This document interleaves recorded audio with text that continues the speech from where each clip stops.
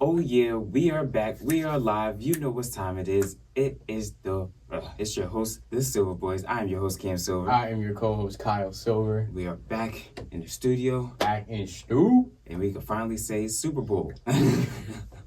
Yes, Super Bowl. Gotta get it in while we can, you feel me? yes, no more big game. It's the Super Bowl. Yes. It's done. Yes, it's all over now. Yes. The Eagles came out on top over the Kansas City. Wasn't even just like they came out on top. No, they dominated. Good old-fashioned butt whooping, brother. Good old-fashioned butt whooping. What an insane game, though. Relatively boring because of, how dominant it was, yeah. Dominating Philly was, yes, most definitely. It was kind of remind me of the Bucks Kansas City game, yes. But also in a way kind of remind me of the Georgia TCU national championship. Okay, where it was just like you just knew it was you knew over. One team was just way better than the other. Yeah, most definitely. All three phases of the game. Oh yeah, easily. The Eagles, for the most part, it was their D line that dominated. It was basically the main reason why that they that front four, man. That front four, yeah. They was literally doing whatever they wanted to. No blitzes, no anything, no special packages, just going up to the line and literally just beating a guy in front of them. To not call a blitz in the Super Bowl, it's crazy. Because your front four, because the front four is that dominant. We're just putting belt to booty. Man, that's tough. That's tough. Man, I can't believe it, honestly. Mm-hmm. I knew it was going to be. I knew the game was over pretty much after midway through the second quarter. Yeah, after the second interception that Mahomes threw, it was over by that point. Yeah, it was just mainly about making sure everybody just got to the finish line. Yeah, the Chiefs, man, I don't know what was going on with them. No, the receivers couldn't get no separation with nobody. Travis Kelce was just pretty much non-existent. Patrick Mahomes scrambling too much in the pocket because of that Philly D-line. Yeah. I think he was just trying to be Superman a little too much. Yeah, but also that's what happens when you don't adjust either. They didn't do their due diligence in adjusting for him, and helping him out. So, they just kind of stuck to the script. They tried passing the ball a little too much, should have ran it a lot more. I know, I'm looking at the stats now, Kareem Hunt, 3 carries. Isaiah Pacheco, 3 carries. Yeah. They didn't even get 10 yards apiece. Yeah. That's unacceptable. Right. Yeah. But a lot of those little screen passes to the outside that they wanted, but we knew that was the type of team Kansas City was going to be. We talked about that going into it. Right. Yeah, man. I'm sad for L15. I'm sad for him. Don't get me wrong, because I was really hoping he'd get that 3-peat. Yeah, no, it sucks, but it's not like I don't think that their run is over. No. If we're going in parallels with him and everyone's been discussing who's the GOAT, either him or Brady. If we're going in parallels, honestly, he's still right on track to track. To, Tom to didn't go for 10 years. Yeah. So you never know what could happen. It could be the Eagles have a case for it. It could be their time right now. 10 of their 11 guys on offense are still under contract, so they're not going anywhere. Most of their guys on defense are still under contract, so they're not going anywhere. They're losing. They could be losing some key pieces. They are. Some guys are in. Some guys will be going into free agency, but other than that, I don't really see a reason that they don't mess around and do this again, unless another team in the NFC gets Myles Garrett, who is, at the top of the line for a Detroit or even a Commander team. Going into, the AFC, what does Baltimore come back with? How does Cincinnati come back, with their whole contract situation with Jamar Chase and T. Higgins? What's going on, what's going on in Buffalo? Do they get, a stud number 1 receiver to help out Josh Allen and the rest of those guys? So it's a lot of things, a lot of questions. Also what Kansas City needs as well, too, a stud number 1 receiver. Exactly. Could T. Higgins be somebody that they go after? So you never know. You never know what's really going to happen. But, for right now, I usually don't do this, but for right now, how it's looking and the way too early type of things that college does. After the national championship is over, you want to immediately go right back into their first next season. Yeah, I'll go right into it. I'll be I'll put Philly right there at number 1. Yeah, you have to. No reason for them not to do it again. And the fact that Saquon Barkley 25 carries for 57 yards. Yeah. Had you told me that in the beginning, before the game started, I would have thought this game would be a lot different. Yeah. Flip-flopped or just not even Philly scored as much. Mm-hmm. But that just I got to give Jalen Hurts his credit, his just due credit, man, because he put it on. I have no problem giving him his credit because I was telling one of my friends, I'm like, bro, me and you have been very, supportive of Jalen Hurts since his freshman year at Alabama. Mm-hmm. Like we have always that's one person that we always talk about. Mm-hmm. Is one thing that we talk about when we first started this podcast. When he had led them to Super Bowl that first time against Kansas City, one thing that we always talked about was the fact that Jalen Hurts is a leader of men. He really is. He's a leader of men. He's somebody that you would want to have in your locker room at all times because he knows how to, galvanize the troops and get them ready. And I think that's what he did here. I can agree with that. 17 for 22, 221 passing yards. It's insane. Two touchdowns. That's two touchdowns, in the air, one on the ground with the tush push. Of course, obviously, you got to run that in the Super Bowl. Oh yeah. But I'm genuinely, I'm really shocked because now I look at it as Jalen Hurts has outplayed Patrick Mahomes 2 times now. Mm-hmm. Albeit, he didn't get the win the first time around, but you still outplayed him statistically wise. Yeah. So he is just a winner, number one. He's been through his ups and downs. He's been through his roller coasters, getting benched in the national for Tua, coming back, going transferring to Oklahoma, sitting behind Carson Wentz when he gets drafted. Now he's the leader of this team and he is well deserving of it. And I think that if this team will follow behind him at all times. Right. And they can do this again. Oh, yeah. They can do this again. I'm a little sad that they're losing Kellen Moore because I'm a little sad for Jalen Hurts because I feel like once he starts to get things going, he loses his OC, But I got to give him, I can't give him enough credit, honestly. I really can't. He really, he showed why he is that guy now. Yeah. He really is. He really is. For sure. He really is. I remember when he first came into the league and no one thought that he could throw. And I'm like, how can he not throw? I've been watching this guy at Oklahoma. I've been watching this guy at Alabama. I'm like, he's been literally tearing everybody up. So what in the world just happened? But I think it was just more so just being able to build the right coach staff around him, setting the right culture around him, and then letting him lead that way. And getting the right players around him too, with Devontae Smith and A.J. Brown making really good catches. I honestly, I'm really, at a loss for words. The way Philly came out. They just came out and just dominated. And then that defense was just...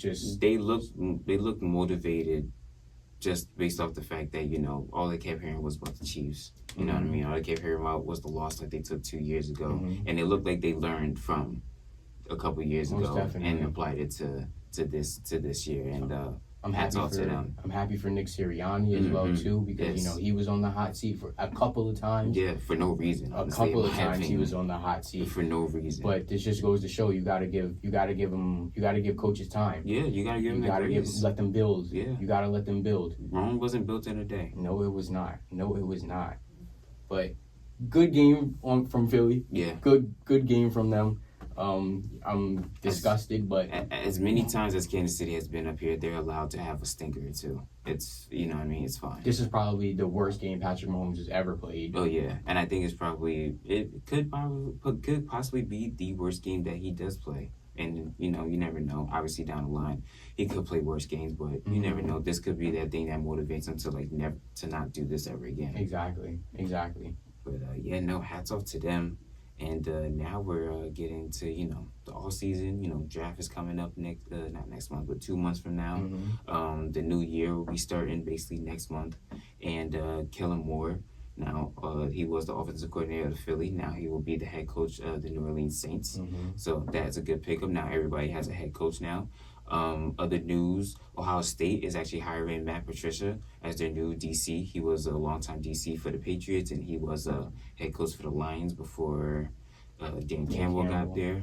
And the Jets have informed Aaron Rodgers that they will move on from him, which rightfully so. New head coach, new GM coming in. So, yeah, it makes sense. And Deebo Samuel wants to be traded from San Francisco. Wow. I wonder why. I feel like it was trending that way. I wonder why, actually. I feel like it was trending that way. Where do you think he could go? I'd say he would be really good at like as a gadget guy for like the Steelers maybe. Okay. They need someone like that. Just someone. Pair him up with Russell, yeah. Yeah. Just depending on if they keep Russell, if they keep Justin Fields, like you never know what's going on over there. But someone that could take a lot of the pressure off of a George Pickens, help out in the run game, help out in the passing game. So I don't see why not there. A couple other places you could possibly put him now, but that right there, right now for the Steelers, I would say would be at the top. Not because they're my team, but just because they really do need somebody. They need somebody. They need a separator like that. Yes, that's just the way the game is trending towards now too. You need those guys that can be in multiple positions as well too. Play on the outside, play the slide. Run the screens, run the ball sometimes too. Yeah. Like you know what I mean? Yeah. Those jet sweeps and everything. Sometimes just have them in the backfield as a running back just to throw the defense off. Yeah. I could see that. I could see that working out. Yeah. I could. I really could. It'd be weird to see him in a black and yellow, right? That's weird though. Man. Shoot, it's gonna be weird seeing Myles Garrett in a different jersey as well. Yes, most definitely. If he goes to Detroit, man, that's what they would need. That's gonna be something. Or even Washington. Oh, if he goes to Washington, oh boy. Jesus Christ. And they already got up to a conference championship in their like first year. And then you're gonna go get arguably the number best. One defensive guy in the league right now. That's dangerous. That's dangerous. And they have the most salary cap right now too. Ooh, yeah, he's gonna go to Washington then. Possibly, he's gonna go to Washington. Possibly. Washington gonna pay him. If he wants to win now, if he wants to win by like next year, I would say go to Detroit. But if he has at least another year or so, then I would say possibly Washington would be like, because Washington is, in my opinion, Washington is really just a few key pieces away on both offense and defensive side. So you never know. Never know. That NFC, man, is getting that's the dog pound. The only division, the NFC East is the only division with multiple championships now. Everybody has multiple championships. Yeah, that's the beast. That's the beast division right there. That's everybody be talking about the AFC now. I don't care. NFC East, dog. That's a good flex right there. Yeah, that's a tough flex right there. Yes. I love that for y'all. Yes. Moving on now to basketball. So Luka Doncic played his first game as a Laker. Not too bad. 24 minutes, 14 points, 4 assists, 5 rebounds. I really like the way JJ had brought him in. Had him, doing something that he probably never has done in his life, and which is play off the ball. But good to see him get himself acclimated and everything like that. You could tell, obviously he wasn't running up and down like real fast. Didn't expect him to. Still coming off of a calf injury. For a while. A month and a half. So how JJ had played him made perfect sense to me. Just don't put too much on him. Like LeBron said, don't stand out. Don't fit in or whatever it was. He said, "Don't fit in, fit the F out." Exactly. So I doubt that's some good motivation. That's awesome motivation right there. Yes. Yeah. So just don't try to be one of us. Just be you. We gonna find it. We gonna find a way around it. Exactly. Regardless. Exactly. Yes. And LeBron's the perfect person to have Luka with. Yeah. They both can play off the ball and on the ball. Right. Fast break opportunities are gonna be a lot better now. That he had a long court pass to LeBron, and I was like, oh man, that's lethal. That's lethal. Yeah, and then you also have like someone like Austin Reeves, who as well has been playing really really well. This win streak that they were on was mainly predicated off of Austin Reeves. Austin Sleeves, though. Yeah, Austin Sleeves. Yes. No, shout out Austin Reeves though. No, he's holding it down as well too. Yeah. It's nice to see him be able to grow in to actually just a more prominent role. That. Yeah. Really playing alongside LeBron. Man, LeBron just has this way. He turns Matthew Dellavedova into you know what I'm saying? And Austin Reeves is like, this is crazy. Yeah. But Luka, you got to give him some time, most definitely. I didn't really take too much away from the first game. Just wanted to see how he fit in with LeBron, but there's a lot more time left. All-Star Weekend's coming up. Yeah. So everybody, I think, is like a little bit just like, everyone's kind of like still decompressing from the trades and stuff like that. Different faces and same faces in different places type of thing. So I think that the All-Star break will be good. Especially for Luka. Just for him to get acclimated with everything, still, and then also like get his condition up as well for this next week. And just then you got to make that final push just, now. Those last 25, 30 games. Mm-hmm. Make that final push, and but they're sitting in a great spot right now. Yeah, at 5th right now. So not too bad. Not too bad. Great spot right now. Yeah, not too bad at all. The Mavericks. Anthony Davis had his first game on Saturday. Played outstanding, 26 points, 16 boards, and 7 assists. But he left early with a groin injury, and at first, Anthony Davis thought that it would be day by day. Go get an MRI, get it checked out, comes back, and it's a lot worse than they thought it'd be. Now they're saying that day by day could be extended to maybe a month. Damn. Just got him, too. Just got him. That's a damn shame for them. But Kyrie's going to hold it down. I got all the faith in the world. Yeah, he got no choice but to. He had 40 the other night, bro. It's all right. He had a 45 burger. He got no choice but to. But, yes. This Dallas team has got hit badly by the injury bug. Daniel Gafford is out now for at least 2 weeks with a right knee sprain. And you're also still missing Lively, PJ Washington, and Dwight Powell. So you have no centers. You have no bigs. No, like none at all. Damn. Yeah. That's actually really rough. And then how does that happen? Yeah. What are y'all eating? You already traded for Anthony Davis, who was already hurt, who got hurt literally the week of that you traded for him. So then bringing him back kind of that fast, kind of also put that on the Mavs. I think that was the Mavs trying to tell the fans that we will be okay, only for him to kind of worsen. Now he's not. Now he's not okay. Now he's not okay. Now he's not okay. And now you put yourself in a tougher position because now you're 8th in the West right now. Yeah. And sitting 1 game behind Minnesota, a game above Sacramento. It's tough right now. And it's tough. Yeah. It's really, really tough. Yeah, it's not something you want to see. No, it's not. It's heartbreaking, honestly. It really is. It's heartbreaking. And then on top of all these injuries, you have the GM confirming basically, yes, the reason why we traded Luka was because of his conditioning and other things. And then you have the governor or the owner, quote unquote, siding with that. And the things that he said, I don't have it in front of me, but basically what he said was like, we need hard workers, guys like Kobe, and he put MJ in there. He also put Shaq in there for some unknown reason. Shaq was eating. But this is where he made himself an outsider. Why are you naming all these other greats, but you don't name the one great that came before Luka? Dirk. That's how you could tell that he's not from around the way. He's not. He's not from that organization. No. Not born born with it. Yeah, you don't have that in your blood because there's no way in the world that you're gonna name all these other players that have came through and gave Dallas, hell. But then you're not gonna name the one guy who brought them a championship without a superstar next to him. By himself. Against 3 All-Stars. One-legged fadeaways, just killing them. That's a problem. You feel me? That's a problem. That's like that's just one of those things where it's like that's not gonna help you get these people on your side, and also the fact that people are still obviously, like I said, people are still protesting. On Saturday, according to Tim McMahon, ESPN reporter, he said on Saturday about 1,000 people were outside the arena with "Fire Nico" and "Sell the Team" chanting T-shirts. 1,000 people. Now, Monday, fans booed Mavs governor Patrick Dumont as he was heading back to his seat Monday night during the third quarter. Also, 2 fans had signs saying "Fire Nico."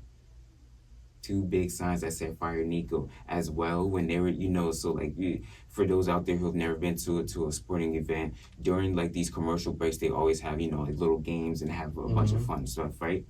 They were having karaoke night. While they were doing the karaoke night, one of the fans mouthed "Fire Nico" on the big screen. Oh no.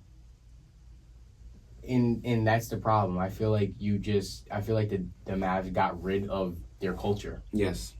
Essentially. Yeah. You got rid of everything you built for. And it doesn't really make sense.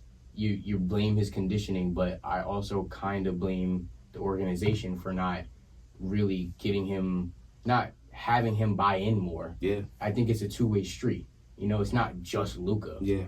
You know, he just brought you guys to the NBA Finals. What fat? He was fat. Apparently. And plus, he was still eating. Plus, he had injuries that he was dealing with as well. Exactly. I don't know. That just goes to show me that like a lot of these organizations they'll throw you away. Yeah. They really will. Yeah. And I've heard that even like a lot of the owners and stuff are happy because of they feel like now they're in control again. Yeah. Instead of the players how it was for the last 15 years. Yeah. Since Bron made that move. Exactly. So they feel like they're in the driver's seat now, and who knows if that's a good or a bad thing, you know? Yeah. Depending, I think now it put everybody on notice that any given day, bro. Like any given day, It's a business. You could just you could be gone, you know. Like look at Kevin Durant. Kevin Durant was almost traded back to the Warriors until he said no, I don't want to go back. Yeah, but now what if Phoenix did the same thing to KD that Dallas did to Luka, and just was like, we don't really care where you want to be. If you say yes or no, right? We're not even going to tell you. We're never going to tell you. We're not going to tell anybody. I'm just saying, imagine that, hypothetically speaking. Yeah, that'd be messed up. Especially somebody who has done his due over the years. Exactly. You know? Exactly. But, I'm hearing from Brian Windhorst, he said that Suns, more than likely, he's going to be gone. KD, yeah. Really? Yeah. After the season? Yeah. If Bradley Beal don't give up that no trade clause, that's what it is. That's the reason why Bradley Beal, I don't know why he doesn't want to give it up, but he has to, because I'm pretty sure Phoenix would love to keep KD over Bradley Beal, obviously. Of course. But like I don't know what Brad's problem is right now. He's probably just being petty. And that's why Phoenix is where they are. So yeah, they gotta unload somebody's contract. Where would KD even go, dude? Oh my gosh. I don't know, but apparently he's saying KD knows it, the Suns know it, and everybody else in the NBA knows it too. So yeah, this is heavy. Wow. Yeah. Wow. And that's a damn shame because KD ain't bring a championship to Phoenix. No. It's just another team that you just went to for a little bit and did nothing. Basically. With an all-time guard in Devin Booker. Devin Booker, yeah. That's sad, bro. NBA's in a weird place, yo. Yeah. It really is. Yeah, they made these big splashes now. Everyone's like literally walking on eggshells. Wow. Wow is right. Wow is right. Now we're coming up on All-Star Weekend. So yeah, no, we'll see what other chatter will be going on out there. Yeah. Because something. Oh yeah. Yeah, everyone's always talking out there. Yeah. Most definitely. Imagine he goes to like Philly. Yo, imagine. Shoot, if the Knicks didn't unload all their like those 5 draft picks, what if they kept at least maybe 2 or 3 of them? Think about that. If you keep 2 or 3 of them in the McHale trade, KD to New York would be body. That'd be crazy. Oh my, it's too good to be true. It's too good to be true. It's too good to be true, dude. It's too good to be true. But dang, I'm pretty sure if they would have known that. Yeah, ahead of time. Yeah. Oh yeah. Oh yeah. Oh yeah. Yeah. But then you don't get Cat maybe, and then so. Yeah, you don't. You have JB and you have KD. No big. That is no true. rim runner. No 3-point threat. Yeah. No big paint, body. Yeah, no paint threat. Yeah. Things happen for a reason, brother. Yeah. Things happen for a reason. Yeah. And right now, I might pick Cat over them, over KD. I don't blame you for that. Just in terms of because of continuity. Yeah, and also of how good Cat has really been out here. And Cat's been beasting. Bugging. Yeah, he's been beasting. Yeah, 40. The big bodega. Yeah, 40 Wednesday night. And that overtime win. And that's what I wanted to see. That's what we wanted to see from him. Mm-hmm. You come into New York and you claim this town, brother. Yes, that's how he should be doing it. With open arms, baby. With open arms. Yes. Oh, man. All right. now football season's over. Obviously, baseball season is starting to come back. Spring training starts next week. Pitches and catches have been reporting this week. Everybody else will be reporting as well. But March is around the corner. You know what that means. You know what that means. March is around the corner. The madness. I said it way back in November, and apparently so far I've been pretty spot on. Auburn. I said Auburn was the best team in the country, and so far they have been the best team in the country. Just taking 2 losses, one to Duke and then a bad one to Florida last week. But other than that, they have, the most ranked wins, I believe, the most quad one wins so far. So that's a good one. They have a big game against Alabama. What section of the bracket would they be in? They would be first. So they would have their pick. So no, what region? What region? Yeah. So like I said, they would be first. So they would have their own pick. But I believe it would be the South region. Okay. That they would go to. Okay. And then depending on what else happens, like if for right now, how I would see it is Auburn would be in the South region. I would see Duke in the East region. Bama would be probably the Midwest, and then as of right now, how it is with the AP polls, I would say Florida will probably be in like the in the West. Okay. Or you could flip flop. Weird. I know. But look at this, right? So Auburn, Alabama, Florida, Tennessee. 4 of the top 5 are from the SEC. The only other one up there is Duke. That's from the ACC. Oh, wow. Yeah, so 4 of your top 5 teams all come from the SEC. That's a problem. Yeah. And they're projected, if I'm not mistaken, to get multiple teams in. I'm multiple teams. Of course they're projected for multiple teams, and I'm bugging out right now. I mean, they're projected to get 13 teams in. Ooh. Yes. Damn. Yeah, 13. That's a lot. This ain't football. Out of 16. 13 out of 16. Yeah. 13 out of 16 is wild. Oh, they really they running. They're deep. This is Jay Billis said it, and I completely agree. This is probably the deepest conference ever. Mm-hmm. Ever. It's a lot of good guys in this conference. Auburn, Bama, Florida, Texas A&M, Ole Miss, Missouri, Tennessee, Kentucky, Mississippi State.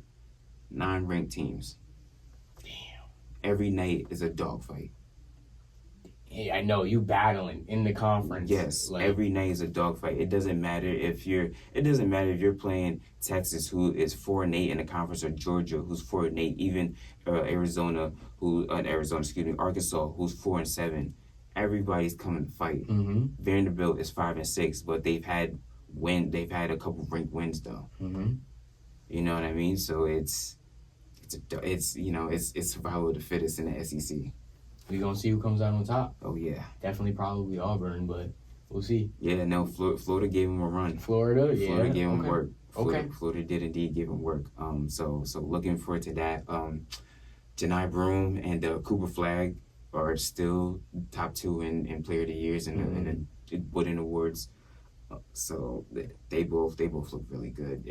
I love the way Cooper's coming into himself more and more. Though. Yeah, more and more. You see the confidence growing more and more. Yeah, one thing I loved about him is that he doesn't always look for a shot. Mm-hmm. For the most part, he's actually looking to play make, which is very, very rare for a number one player of his size, of his caliber. Exactly. Trying to get everybody involved. Yeah, but that's what you need, and that's what we like to see. Yeah. Is that not true? Yeah. That's what we like to see. That's what makes you stand out from everybody else. So the fact that you can do everything. Exactly. So I'm said it early in the season, I'll say it again. If you haven't been able to watch Cooper Flagg or watch the 2 freshmen at Rutgers and Ace Bailey and Dylan Harper, you're doing yourself a disservice. You need to watch these kids, man.